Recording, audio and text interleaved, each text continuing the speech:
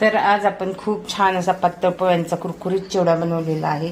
पावसाळ्याचे दिवस आहेत, तर मी हे पोहे पहिल्यांदा भाजून घेतले आणि नंतर त्याचा चिवडा बनवलेला आहे. त्याच्यामध्ये हिरवी मिरची, कढीपत्ता, शेंगदाणे, आपल्या डाळ्या, लसूण, खोबरं असं घातलेलं आहे. तेल घातलेलं आहे, धना पावडर, जिरा पावडर, थोडीशी साखर घातलेली आहे आणि मधल्या वेळेत मुलांना भुकीच्या वेळेत खाण्यासाठी मी हा चिवडा केलेला आहे.